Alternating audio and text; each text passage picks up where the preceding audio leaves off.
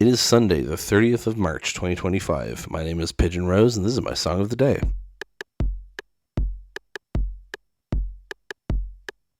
Today on the show, we're talking about a song by a British artist named Chinchilla. Now, her real name is Daisy Burtonshaw, but Chinchilla is her stage name. She's a singer and rapper. She's been on The Voice UK. She's released a bunch of EPs, has yet to release a album, but her most recent EP was called Flytrap, and it contains the song we're talking about today, which is called 1 to 5. It's, you'll see it on your screen, but it's 1:5, like a ratio. And that's a thing that we'll get into in the lyrics. But notably, there's a video of her performing it, rather than like a music video, there's a video on her Vivo of her performing it with like live vocals and live instrumentation stuff, and she's wearing this complex fly outfit. And that video caught my eye ages ago. I clicked on it. I really liked the song and the performance. And the original, like the studio version, is great as well, but I would recommend listening to the live performance if you're going to listen to it now for the show, obviously. But anyway, I saw that after it came out, really liked it, and then just kind of forgot about it. And then recently I've been getting into a YouTuber called Walterowski. He's just another, I just keep stumbling across like people who do reactions to songs, and some of them I like and some of them I don't, and he's one of the ones I like. And reacted to the song, and I was like, oh man, I forgot about this song. This song is so fucking good.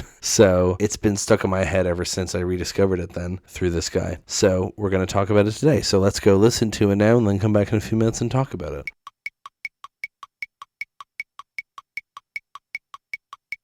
That was 1 to 5 by Chinchilla. You'd think she'd be dressed like a chinchilla, but here we are. Now, so, as I'm sure you gathered from the song, this song is about feeling like someone doesn't love you as much as you love them. It's about that kind of one-sidedness that can pop up in relationships when people have different wants and needs and things are imbalanced, and you start to notice that. And that's what this song is about. And it really describes it very well.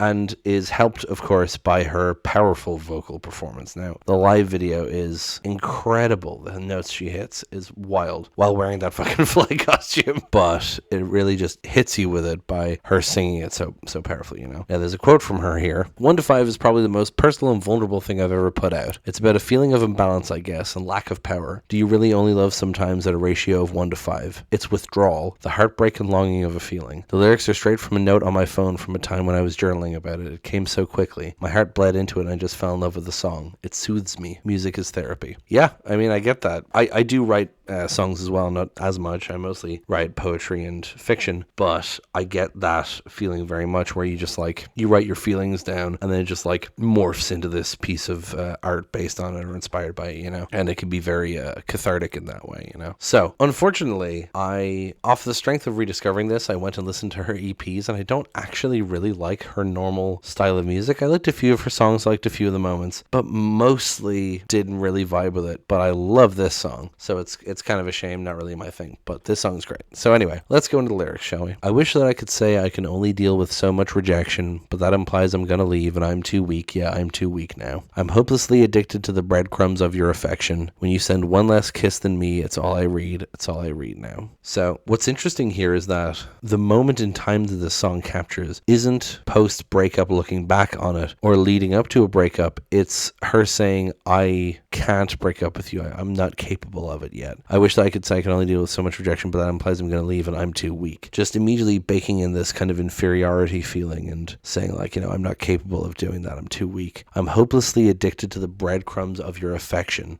Saying that she's still into, I suppose I'm saying he here for her love interest. I don't actually know what her orientation is, and I don't think she uses any gendered pronouns in the song. Does Wikipedia have anything to say about it? No, it doesn't. I'm just going to say they, I guess. So she's saying, she's addicted to the love of this person, but uses the word breadcrumbs to indicate already, there's not as much as there should be or that there could be, and I'm just because I get so little, I scrutinize it and eat it up. So when you send one less kiss than me, it's all I read. Just reading everything into those texts because she's so addicted to the affection that she sees the smallest discrepancy and she's like, is this a sign? And so we get the pre-chorus and chorus. I say I love you, but you only reply 1 out of 5 times. Like, I love you, but I hate you. It's such a fucking fine line. Are you doing it to spite me, or couldn't you say it a little more? Do you really only love sometimes at a ratio of 1 to 5? Is the person I've been fighting for emotionally unavailable? What have we been so divided by? Love me once, I love you back 5 times. So this is when we get the introduction of the ratio mentioned in the title. I say I love you, but you only reply 1 out of 5 times. Just that imbalance can be such a tough thing, because you feel that there's love there, but you feel there's not enough, or it isn't expressed right. And there's just that clash where it's like I love you, but I hate you is such a fucking fine line. It's like, I'm not entirely sure what the situation is, but something about it irks me, you know? And so then, are you doing it to spite me, or couldn't you say it a little more? Is this intentional, or is it just a complete, like, it's just slipping your mind, right? Do you really only love sometimes at a ratio of 1 to 5? Is this actually how you feel about me, or am I just reading too much into it? Is the person I've been fighting for emotionally unavailable? Always a going concern. What have we been so divided by? Love me once, I love you back 5 times. So then it's giving the opposite thing, where she's saying, when I say I love you, you only reply 1 out of 5 times. And now she's saying, when you say I love you, I reply I love you 5 times, right? It's turning the dynamics on their head, you know, and just showing the imbalance in the love. I don't know how to keep to my own bare minimum boundaries. I hope you never see the truth that I would move them all for you now. So I cling on to the secret while you dance in circles around me. We both know I won't make you choose, in case you do, in case I lose now. And then it's just the pre-chorus and chorus again. So I don't know how to keep to my own bare minimum boundaries. I hope you never see the truth that I would move them all for you. Is it really interesting? It tells you a lot about the headspace that she's in here, you know. She's saying that, like, I'm really bad at enforcing my own boundaries, even when they're bare minimum, and I know that I would move them for you, and I hope you never know that. It's really revealing about the situation she's in, of like, I expect more affection, but I'm willing to kind of move the goalposts for you because you only love me back 1 out of 5 times. It's a difficult one. So I cling on to the secret while you dance in circles around me. That implies more kind of cynical, sinister motivation. We both know I won't make you choose, in case you do, in case I lose now. So that's her kind of saying, like, I'm not ready to break up with you, and we both know that. So then we get the pre-chorus and chorus, and then the bridge is, so say I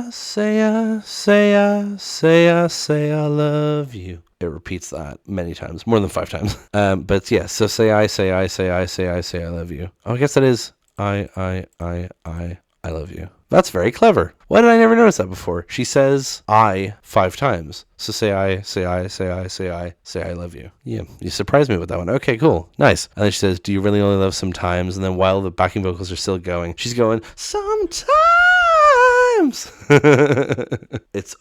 I just love this whole bridge and outro thing where the lyrics are repeating that say I love you thing 5 times, and she's just doing runs. It's so good. And then it ends with, you know, do you really love sometimes? Sometimes I'm sorry.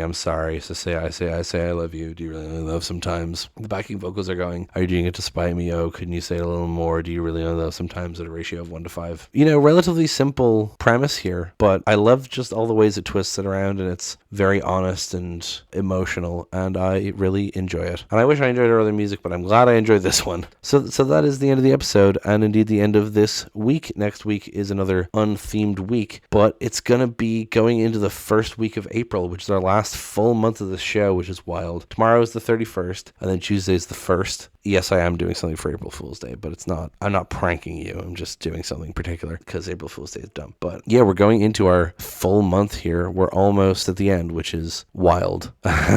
More on that as we continue. Anyway, until then, thank you so much for listening. Please hit like, hit subscribe, leave a comment down below. Tell me what you think. Tell other people about this show. Thank you so much for listening, and I will talk to you tomorrow. Break it down.